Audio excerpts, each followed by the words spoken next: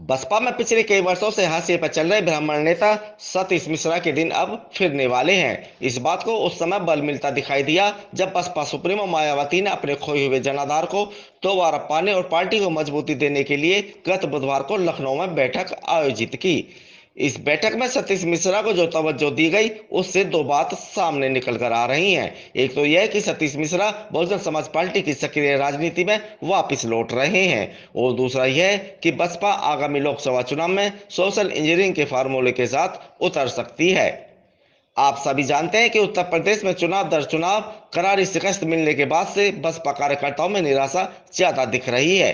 कार्यकर्ताओं में जोश भरने और पार्टी को दोबारा मजबूती से खड़ा करने के लिए गत बुधवार को मायावती ने लखनऊ में पार्टी के वरिष्ठ नेताओं के साथ बैठक का आयोजन किया। बैठक में मायावती ने अपने भतीजे आकाश आनंद को जो तवज्जो दी उससे लगता है कि भविष्य में बसपा की कमान उनके हाथ में आ सकती है। इस बैठक में सबसे चौंकाने वाली बात यह रही कि जिन ब्राह्मणों को बसपा के घटते जनाधार के लिए दोषी पाया गया उन्हीं ब्राह्मणों को साधने की रणनीति पर मायावती ने फिर से काम करना शुरू कर दिया है। इसका अंदाजा इसी बात से लगाया जा सकता है कि पिछले कई वर्षों से पार्टी में लगातार हाशिए पर चल रहे और कभी बसपा में नंबर 2 की हैसियत रखने वाले ब्राह्मण नेता सतीश मिश्रा इस बैठक में अपने पुराने अंदाज में दिखाई दिए।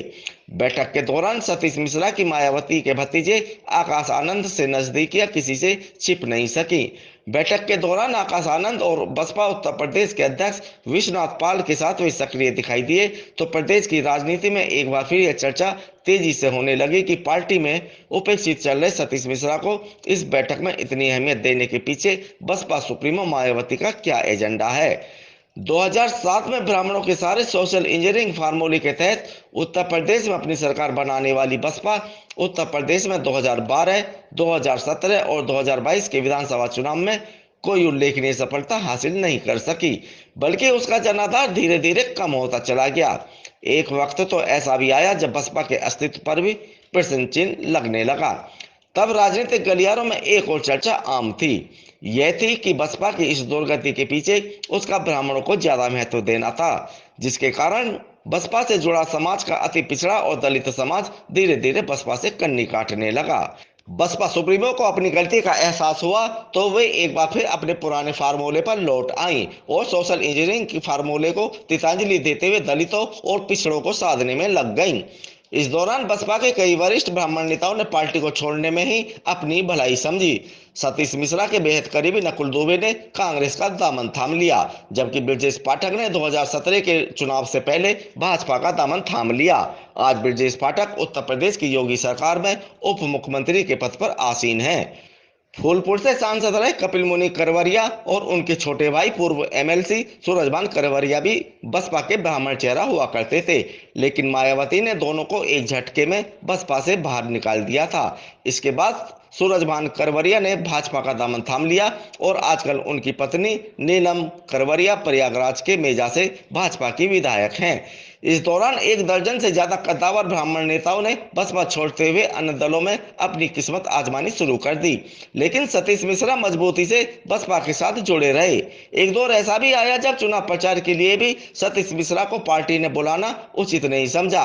पार्टी के स्टार प्रचारकों की सूची से भी सतीश मिश्रा का नाम गायब होने लगा। तब यह लगा कि सतीश मिश्रा की कहानी बसपा में खत्म होने वाली है, लेकिन सतीश मिश्रा ने सदी राजनीति का परिचय देते हुए इस दौरान कोई बयान नहीं दिया और चुपचाप पार्टी से जुड़े रहे। लेकिन गत बुधवार को लखनऊ में जब बसपा सुप्रीमो मायावती की अध्यक्षता में आयोजित बैठक में सतीश मिश्रा दिखाई ही नहीं दिए बल्कि पूरी तरह सक्रिय भी दिखे तो राजनीति में दिलचस्पी रखने वाले लोग भी अचंभित हो गए। इस दौरान सतीश मिश्रा की मायावती के भतीजे आकाश आनंद और बसपा उत्तर प्रदेश अध्यक्ष विश्वनाथ पाल के साथ नजदीकियां भी किसी से छिपी नहीं रह सकी। सूत्र बताते हैं कि मायावती किसी भी तरह पार्टी के जनाधार को मजबूत करना चाहती हैं। पार्टी से ब्राह्मणों को भी जोड़े जाने का प्लान बनाया गया है, लेकिन इस बार कोई ज्यादा हो हल्ला नहीं मचाया जाएगा, इसलिए सतीश मिश्रा को एक बार फिर एक्टिव किया जा रहा है।